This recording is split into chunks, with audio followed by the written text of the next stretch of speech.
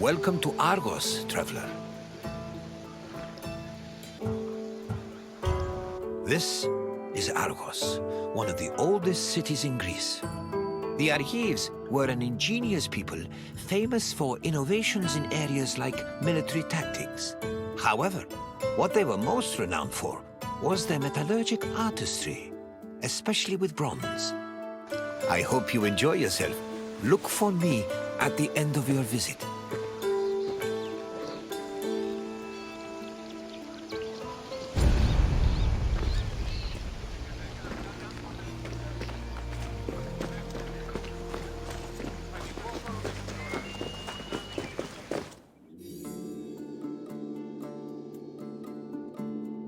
The area that would become Argos was inhabited as early as the 3rd millennium BCE, but it was in the 7th century BCE that it officially became a city-state.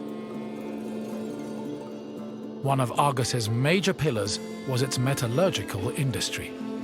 As far back as the 8th century BCE, the city was famed for making products like long dress pins and tripod cauldrons, as well as impeccable body armor. In addition to their technical excellence, the Argives were also creative, as seen in their masterful bronze sculpting, which became prominent in the city during the 6th and 5th century BCE.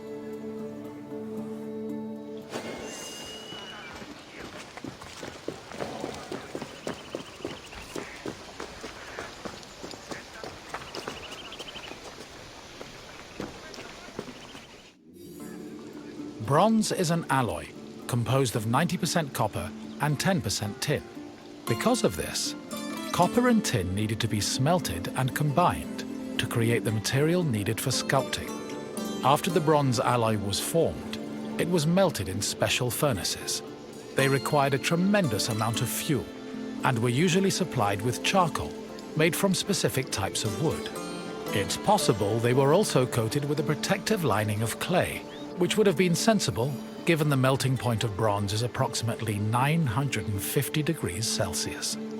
Once the bronze was melted and collected, the furnaces were dismantled and dumped.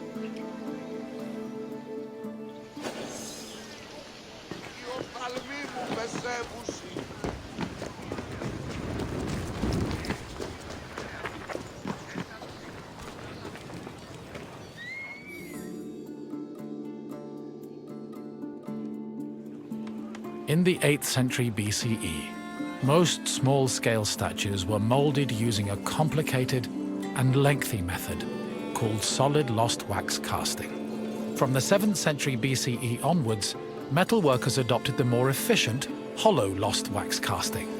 At its core, this process involved using sculpting models from wax, making molds over these models, then filling the molds with bronze to produce the desired shapes.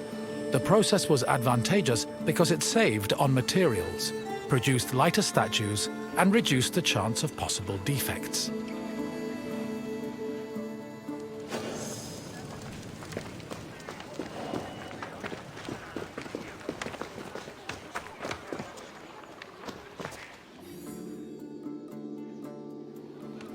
Once all the pieces of the sculpture were molded, they were welded together and subjected to the cold working process. This process involved repairing the sculpture's flaws by filling any holes and cracks with specifically measured bronze patches.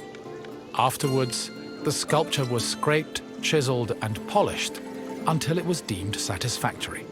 Decorative details like hair, eyebrows, and mustaches were added with the use of a sharp tool. Eyes, which could be inset with ivory, glass, or silver, were attached to their sockets using a resinous kind of glue. Teeth and fingernails were inlaid with silver, and lips and nipples with copper. These small touches added color and contributed to the sculpture's lifelike appearance.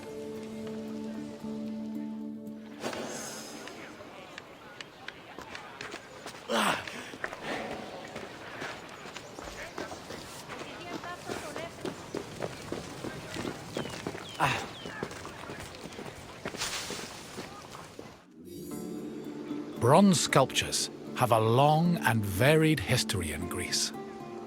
During the geometric period of 900 to 700 BCE, the sculptures mainly depicted idealized heroes, charioteers, and horses, and most of them were dedicated to sanctuaries. The Orientalizing period followed in the 7th century BCE. During this time, Greeks began adopting sculpting techniques from the East, and the depicted statues expanded to include mythological creatures like griffins and sphinxes. The Archaic period saw statues that reflected a better understanding of human anatomy, which eventually culminated in the realistic and powerful human sculptures of the Hellenistic period.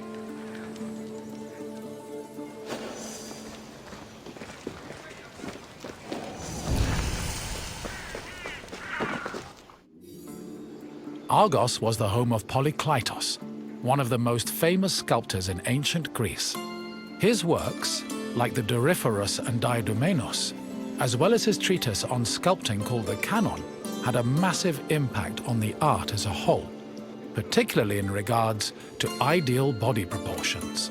Sadly, the original versions of Polykleitos' sculptures have been lost, along with most bronze statues from antiquity.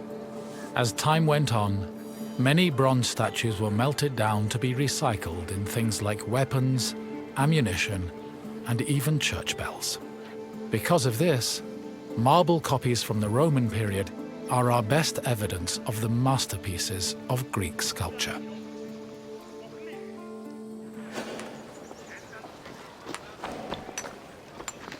I see you have completed your tour. I trust you have a new appreciation for Greek sculptures after learning of the heart and soul. Now,